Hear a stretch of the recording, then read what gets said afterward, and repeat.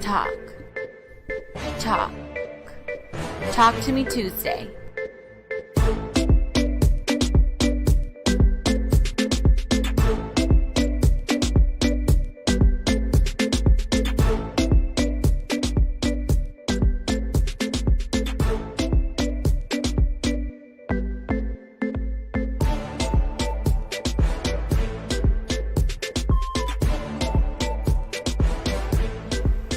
Hey there, welcome to Talk to Me Tuesday on a Tuesday. I'm your host, Madi B, and today I have an amazing panel with us. I have Mercedes Gill and Squeaky Johnson. Welcome. Thank you. Yeah, today we're going to be talking about something awesome, what it takes to get to the NCAA March Madness tournament.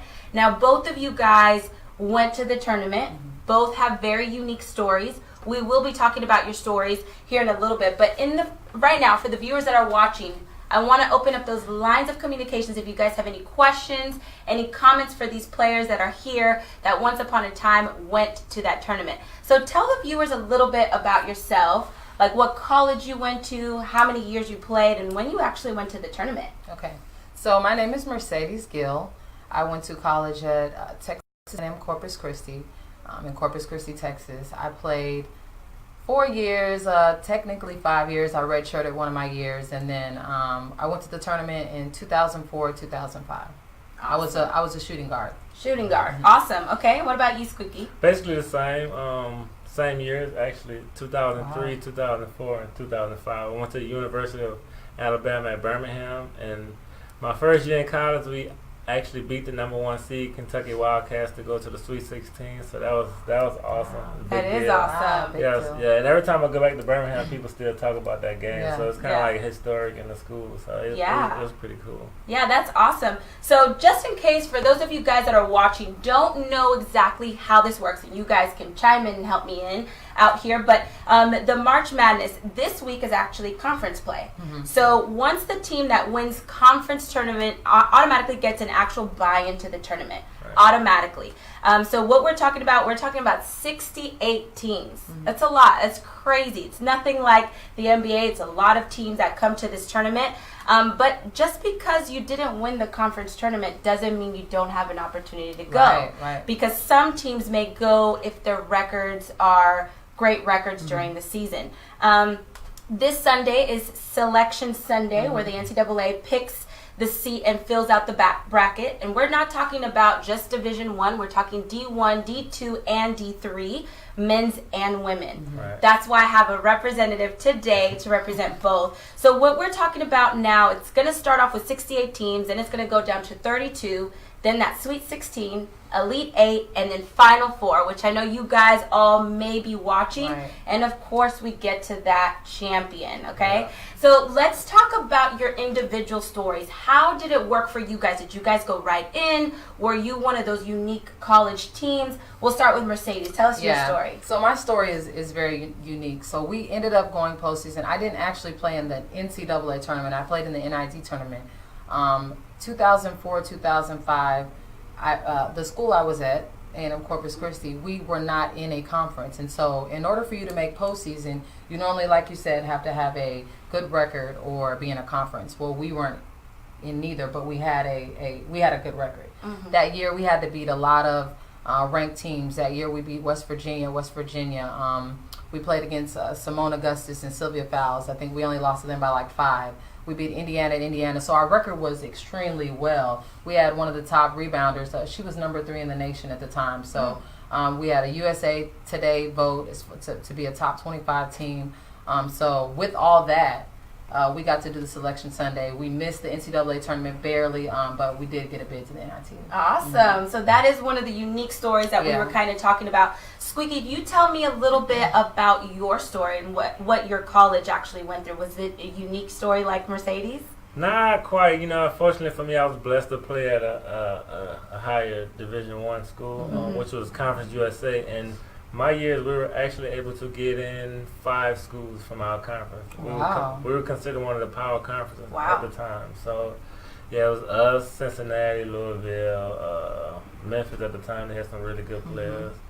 And I was fortunate enough to be part of that team that had some really good players on it, and actually three out of the 15 players were fortunate to make it to the NBA. So I was, again, lucky to be on a great team. Yeah, awesome. I'm pretty sure that feeling was amazing. Let's talk about that feeling you guys had in that Sunday selection. What was that experience like? I know we just talked about that's going to happen this Sunday, but I want to hear the perspective of the player. So what was your experience? It's exciting. I mean, there was no nerves about, and I'm sure the same for you. There's no nerves at all. It's really like we're excited to see who we're going to play, who we have to prepare for. So for us, we were just kind of ready to see for one, we didn't know if we were going to get in. Just getting in for us at the time was like amazing. Record, it was a history for the school and everything. So just for us to get in, it was exciting. It's one of the best times. And who did they select for you guys? First round, we had Fresno State. Okay.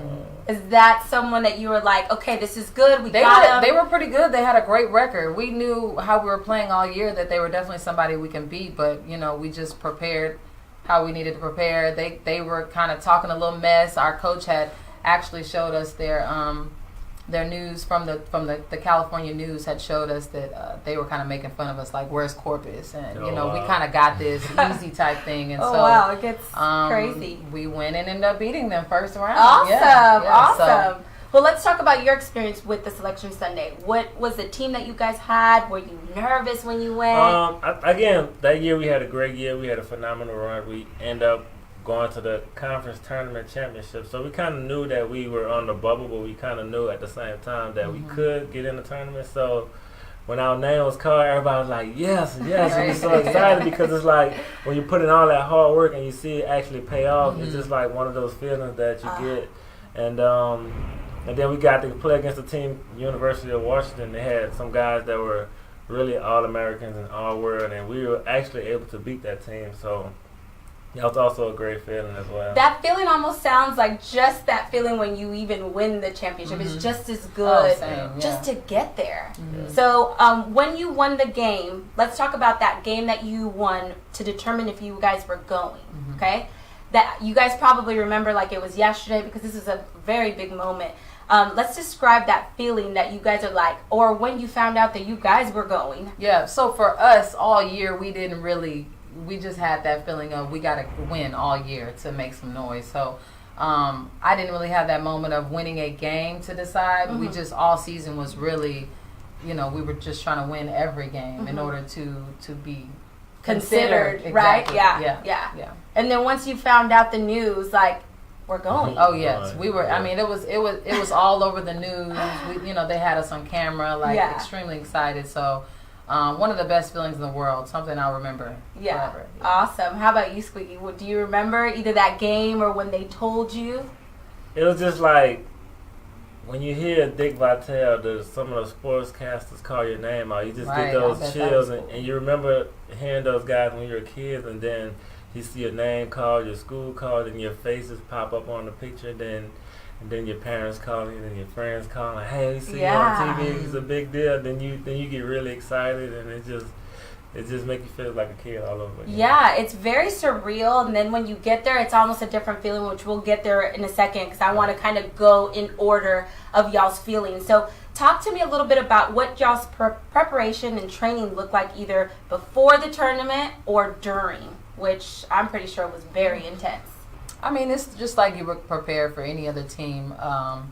You go through, you go through film sessions, lots of walkthroughs and going through plays and, just preparing for that team. Everything's very serious. Your preparation is at a different level because, it's either you win and go home or you win and keep going, which is what everybody wants to do. So the preparation is the same. It's just a little more intense. Everybody's a little more focused because if you lose, it's over with. The season's over, especially if you're a senior. And so the preparation was very serious. I'm sure the same for you. Oh man, it was everything was magnified times 10. I think our coach nerves just got extra worked up. It's like we run over a play that we did all season, and we do 1 second slow, he just get irate because it's just like so many cameras, so much pressure put on those guys. And again, I understand because it also changed coaches' lives. If they win a game or two, they can also get a bump in their salary or get an even bigger job. So us Yeah. as kids, we don't really understand the magnitude when we actually in it. So Right. so the coaches always try to push you to get that extra step, that extra hustle, that extra, just give you that extra no matter Yeah. what it is. At the end of the day, it is a business, right? So Yeah. now we kind of can look back and see and really appreciate the business side of things. And I know you guys appreciate it in a different way because Right. y'all have your own. But even on the mental side, what does that mental look like for you guys? Like, I almost feel like you guys had to be very focused, like no hiccups, no distractions, no nothing. Like, what was that like for you guys? Well, just the same thing, just very focused, very, very mentally prepared. I mean, you don't even really think about how intense it is because when you're an athlete and you're really competitive, you understand the moment. And so Yeah. for most of us, we are just really, that into it to where we don't want to mess up. We're trying to prepare correctly, whether it be in class, making sure we have the correct grades and not getting in trouble there.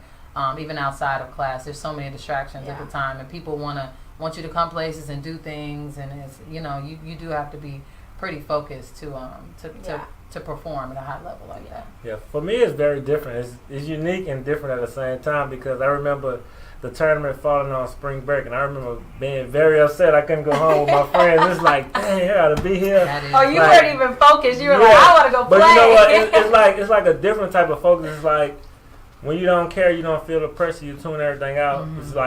It's like somebody playing with nothing to lose. Like you don't care. Like you just go hard, and then you just think to yourself like, I'm here. We might as well win and just keep going. So that was the advantage that I had. But that's very true because when a lot of your friends are leaving for parties and spring break, like you're still at school with no one there practicing every day. Right. Literally, you're going to practice and then going back home like everybody's partying on an island somewhere. Yeah, somewhere. They're at a beach or something. Right, yeah, that's crazy. And I know you mentioned school. So how did you guys balance, either during that week or prior to or even while the tournament was going on, how did you balance school, work, and the preparation on the school side of things? Mm-hmm. Test during spring breaks, comes through midterms, projects. Right. Well, there's a level of communication from the coaches with our professors and stuff. So a lot of that stuff is already taken care of. But as far as me personally, I really didn't put too much pressure on it. You just as an athlete, you understand you have to do what you have to do in order to continue to play. So for me, school was school. I was doing my work, getting my stuff turned in. It wasn't really much of pressure or something that I was concerned about. Straight A student? Not straight A. Oh, okay. Definitely good grades.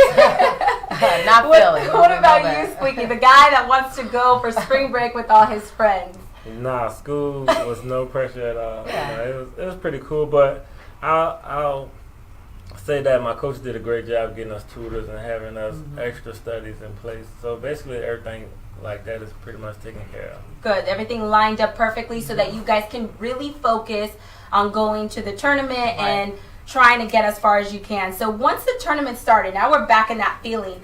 When did you actually feel the magnitude of the event, and what were your feelings? Like when you saw the cameras, the light, like it gets intense once you go there. So I think for me was just walking in. We had never played. Well, we had played, with a large crowd, but never. I think it had broke records. It was like 8,000 people for my city and my school. I had never played against that. I mean, in front of that many people, and it was just. I mean, I played in front of people, but never that many people. So the moment is definitely surreal, and it's fun. You feel good. You feel. Did it enhance your game, or did it definitely make you mess up a lot? No, definitely. Okay, You want to show out. Yeah. Okay. Yeah, especially as a kid, you see all the faces in the crowd. You're gonna see celebrities. You're gonna see NBA players, and it just make you feel like, man, it's my time to shine. I made it. I made it. Right. That's funny. So the cameras were there, but it mainly elevated you guys to play even a better game. And we're going to talk a little bit about what those stats were, so start thinking of that outcome. But once that national anthem came, on your last game, let's think about that last game in the Sweet 16 or the NCAA March Madness tournament, or after shoot-around. Okay, either one. National anthem, you have to stay there. You have to stay there really still. But you're thinking about the game. What am I about to do? All that good stuff. Or shoot around. What were those feelings that you guys had? Were you just really like excited? Or let's talk a little bit about that. I sway. I always sway and kind of like think about the game before. So whenever the national anthem comes on, I could never stay still. I was one of those ones that kind of swayed and you know, just looked off. But I always was thinking about different plays or what was going to happen, you know, once the game got started. So that was my mentality before every game, and the same for that game. It was kind of, you know. So you're calm, chill, but very. Inside you're already kind of going crazy. Yeah, okay, definitely. Okay. What about you? Feel like a kid. You've been here before. You know what I mean? You just block everything out. You go through the same. It's like ritual. noise. Yeah. Okay. And what about? Tell me about your experience of the last game or your highlights that you may remember. Something that maybe a game-winning shot or something that you guys did. So the game that we won was, I mean, I had a few good plays. I think I may have about 8 to 10 points that game. But the game that we won, I wasn't in when the game ended, but I can remember when the game ended, they started the keys. Yeah, the keys, and we're telling them, the you know, keys, singing the go home song. So it was crazy because we weren't supposed to be there, and you know they had just made fun of us. So it's one of those, you know, trying to throw it throw it back to them. Yeah, throw it back to them. Yeah. So I can remember that, and it was one of my point guard at the time. She threw the ball up in the air, and it was like we're on to the next round. Yeah, you know what I mean? So, awesome. Yeah, what about you? With the same exact experience, man. I just remember like because my teammate hit the shot to put us up 1 point, and with 10 seconds to go, we called timeout. I remember everybody getting on the sideline just saying, "Man, one more stop, one more defensive play, and we can make it to the next round." And I remember we closing out on a guy. He went to shoot the last shot. I put my hand up, and he missed. And it just was like, oh, my God. Like, we really beat him. It was like, wow. Then everybody running, storming the court. It was just like, amazing. Awesome. So let's talk about where you guys ended in your experience on NCAA March Madness. How far did you guys go? What place, I guess we could say, so that you guys can understand where they ended up, or if you guys made it to one of those We brackets. ended up losing the next round. We played at Texas A&M against A&M, and we lost by 5. A really close, intense game, but it was fun. I mean, everything the memories I have from it, I will never, I will cherish forever. You know what I mean? And I wouldn't change anything. We lost to A&M by 5, and that was the end of our journey. So you made it to the 32? Yes. Okay, so in the 32, which is that next step. But this is for the NIT. This isn't for the NCAA. NIT, Yeah. okay. What about you, Squeaky? How far did you guys go as far as your college? Sweet 16, which means we only had 16 teams left. Wow. And we were right there, man. We were Right there. there. And, again, we overachieved, so nothing to hang our head for. We was just excited to be there. Kids who actually probably didn't even belong there. So. Yeah, amazing experience. Yeah, that's what you have to run with. So do you guys remember your individual stats or the outcome of your college, which we just talked about, of that last game? You just said 8 to 10 points. The first game. The second game, I was terrible. We're going to go off the first game. Definitely played a bad game the second game. And that's okay. That happens. Yeah, for me, like when we beat Kentucky, I remember it clear as day. I had 12 points, like 4 assists, and maybe like 3 steals, and you know, it don't sound like much now, but it's real pivotal in the win that we had. Of course. Oh yeah, Right. for sure. Right. We're gonna talk a little bit second about that after career that you guys may have had, but that men's Final Four will be in Minneapolis, April 6th and the 8th, and women's Final Four will be in Tampa Bay, Florida, April 5th and 7th. I'd rather be in Tampa, Florida than Minneapolis, me personally, but I'm not in this. But just to kind of talk about some teams that have what it takes to be in the Final Four. So in men's side, and you guys, I want you guys to chime in what you guys think. I'm sure you follow college basketball right now, but Gonzaga, the Bulldogs, Virginia Cavaliers, and Duke Blue Devils for the men's side. Women's side, Baylor Bears, UConn Huskies, and Notre Dame Irish. So are any of those teams one of your top 3 or faves right now? Men or women? Either. For women, I'll say Baylor Bears because they have a local kid from Houston, and she's from the area. And H-Town I seen her representing. grow up working out, so Wow. I'm really rooting for those guys. Awesome. What about men's? What would you guys say on men's? I'm liking some of the not so talked about teams. I know you named those teams, but competitively, I think I was just watching them last night. I think LSU has a chance in it. Yeah, They look very LSU. good. And there was another team I was looking at last night. I can't remember, but I think, you know. And are these Duke is men's or okay. women's? These are men's. The Men's, men's team. okay. The men, you know, only thing with LSU is, you know, they're kind of suffering from something that happened with their team right now, but they're, I think they're a team that's going to be. So don't sleep on the teams that I did not mention. Right, Again, we're right. talking 68 teams that we're going to see a little bit better on Sunday. Sunday, we're going to get to see those 68 teams, who they're going to play, and let the games begin, Yes. huh? Yeah. So let's talk about some of the top players. On the men's side, we have Zion Williamson from Duke, Grant Williams from Tennessee, and Rue Hachimura. Yeah. From Gonzaga. I probably said Yeah. that wrong. Yeah. From Gonzaga, yeah. So any of those your top players for the men's side? I say most exciting, I would say Zion Williams, because I'm all about excitement. I love to play and watch it for the oohs and the ahs. So Right. definitely. You just get excited talking about it. I can see your I love smile it. from me here. Yeah. So what about you out of those guys? Same for me. I love Zion Williamson. I think he's something special that you just don't see. And people want to see how it pans out, just like we all do. You know, we wanted to see the LeBron and the Kobe, and I think, you know, he's in the likes of those, just Yeah. watching his athleticism. So. And he's the one that had the shoe tear Yeah. scandal. I don't know Yeah. if you guys remember that. I think it was a Nike The shoe. scandal.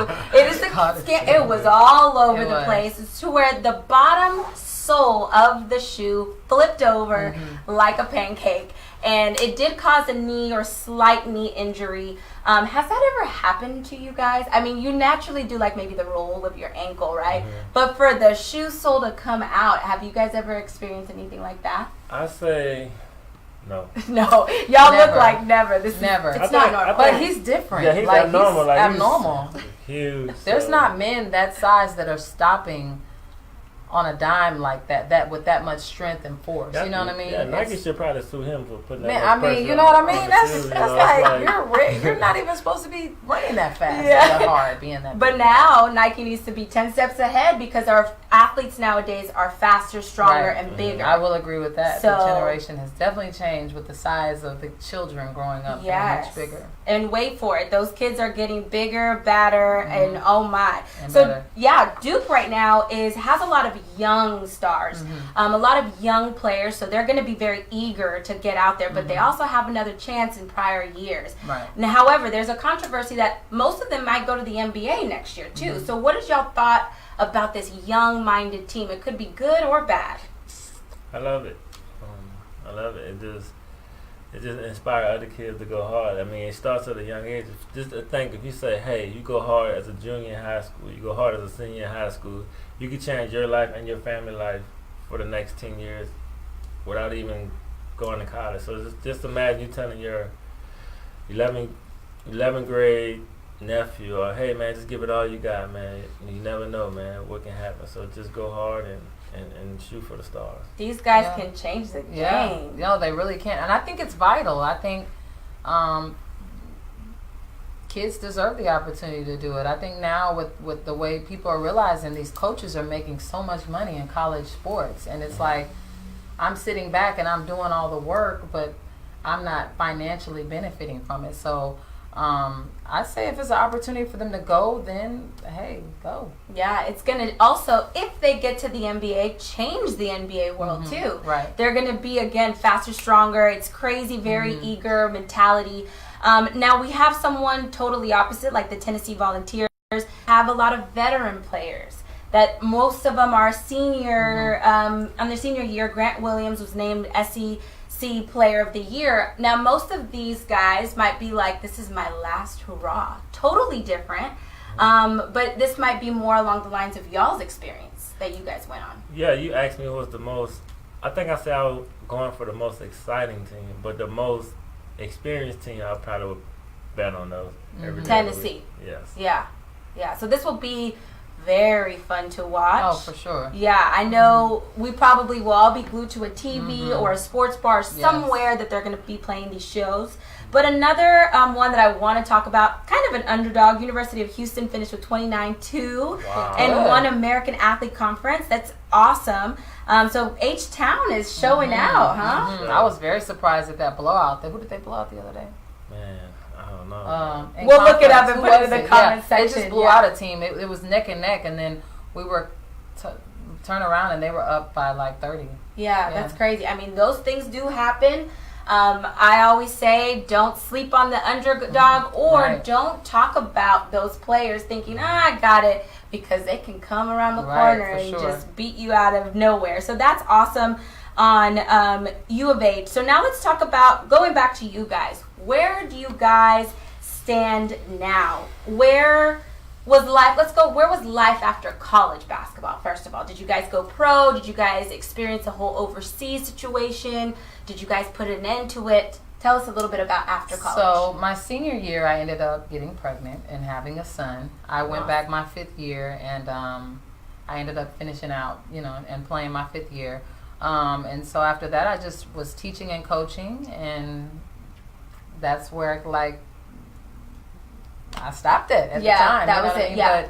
But now I'm doing something totally different. We're going to talk a little bit about what you're doing now. What did you do after college? For me, I continued to play. My dream was always to make it as a professional athlete, and I was able to do that. I played 10 years pro. I was in Belgium. Little experience in the D League, actually maybe 4 years, and I was also able to get called up in the NBA, and that's one of the. Wow, what was that experience like? Man, another, again, bringing the feelings all over again. Right, actually, I'm from New Orleans, so for me to be able to play for the home, it was amazing. I bet. Yeah, I was able to have at least 200 to 500 people at the game each night, so wow, it's definitely a great. The feeling. love was there, huh? Yes. So how was that? Well, that's intensified times 1,000. You said college times 10, but this is times 1,000. You have cameras. Your arena is packed with about 13 to 15,000 people. Did it mess up your game, or you were like, again, it's just noise? I've done this pretty much my whole life. Yeah, high school, college, I did it my whole life. But when you get to the NBA, it's like you see guys, your idols, and it's almost like a dream, and you almost have to pinch yourself like, wow, I'm really here. So for me, it was a dream for the first, a couple of weeks, and then I had to get to a point where I feel like, I worked hard for this, I belong here, and I need to just keep going and just act like I belong. So yeah, agree. And I know we keep saying Squeaky Johnson. Where'd you get the name Squeaky? Is this derived and founded in your hometown, New Orleans, as well? Actually, it's from a show called Laverne and Shirley. It started with Squeaky because I had the Eddie Monster.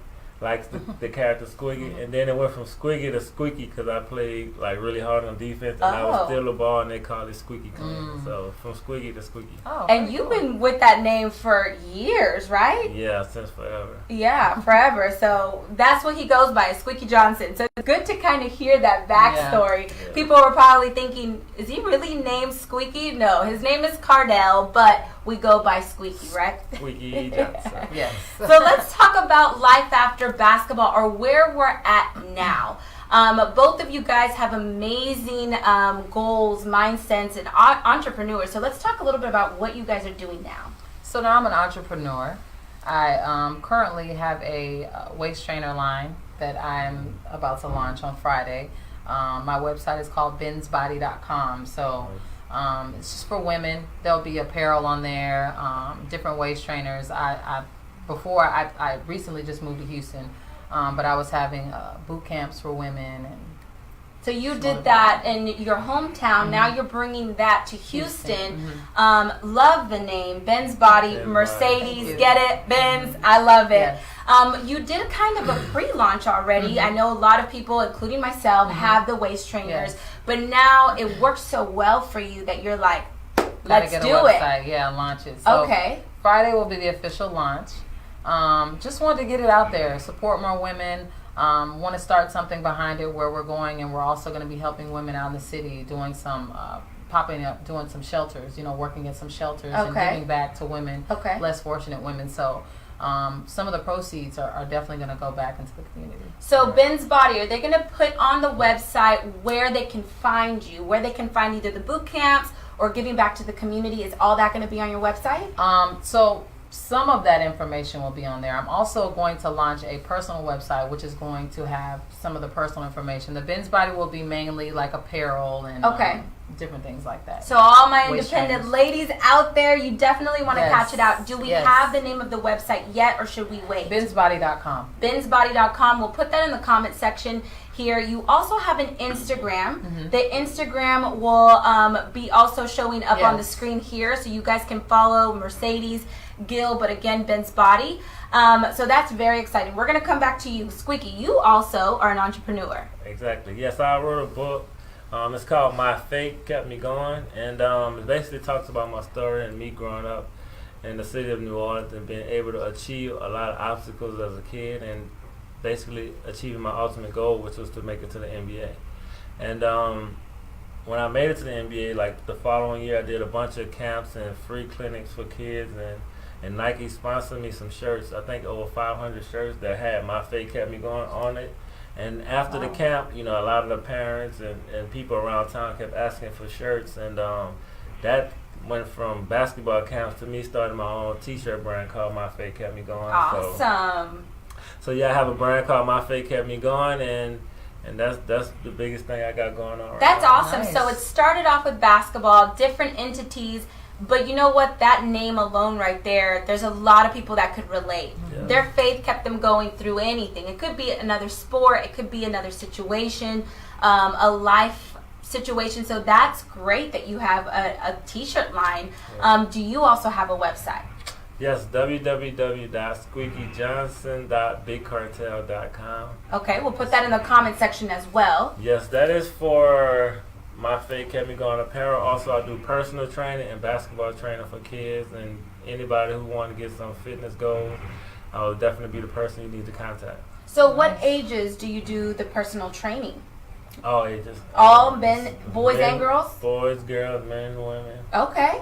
So Nice. we do have two people here that after basketball, there is life after basketball. Yes. Okay. They might say ball is game or life is... Ball is life. Yeah, ball is life. Thank you.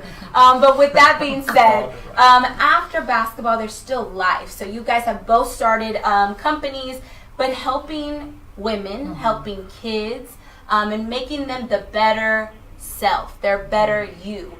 So please go out and follow both of their brands, their businesses, and if you guys have any kids that may want training or any women out there, there's so many women, let's go for those waist trainers and get that healthy lifestyle. Yes. Launch Friday. Friday The will launch be is the this launch. Friday, yes. Awesome. We're very excited to have you guys here. Now, Squeaky, you also have an Instagram. Yes, Squeaky_Johnson is my Instagram. Okay, perfect. And it's also on the screen right now and in the comment section. So you guys can reach out to them directly. I know, how is your communication? Do you guys like DMs? Do you guys respond pretty quickly and efficiently or have a team? Yes. I'll pretty much respond to, send me a message, I'll respond. Awesome. So any of the things that you guys may need or looking for, or if it's something that they didn't mention, please mention it to them because it might be something that they do and maybe didn't mention today. So that is very exciting. So what type of advice, we're kind of wrapping up to the end of the show, so what type of advice would you give anybody aspiring to be going to the NCAA March Madness tournament? Go first. Those dreams that people have. It's the slogan I live by nowadays. It says, when they ask me how I did it, the phrase behind it is my fate kept me going. And the definition of fate is like complete trust in someone or something. So if you believe in something that you worked hard to get, you know, you just got to have faith and just believe you can do it and just keep working and believe in the things that you worked on. That's message right there. Yeah. I would say just continue to trust in the process. They want it right now. A lot of kids even, they want the fame or they want the stardom in the moment. And if you put in the work, you're going to reap the benefits. You just have to trust the process. So you have to continue to work hard. Nothing good ever comes easy. So you're going to have to continue to work for it. Yes, but if you work hard, it will definitely come. for I know sure. all three of us in this room have experienced that, Yes. including myself. Yes. I also got to stand in the NBA, not playing basketball, okay? I was on the other side, and I was being the Rockets, so I know this feeling. I know the dreams. I know how important it is to go after those dreams and not stop. Right. Once you stop, you just never know if you can ever get there. And what you don't want to do is live with regret. So I want to thank you guys for being on the show today. Thank you. Hopefully we can get you guys on later again. If you guys want to see them for other things, maybe your business line, we would love to have you. I want to thank all of you guys for watching the show. I also want to thank you guys for liking the show and sharing it with your friends. Until next time, thank you for tuning in to Talk to Me Tuesday. Hi.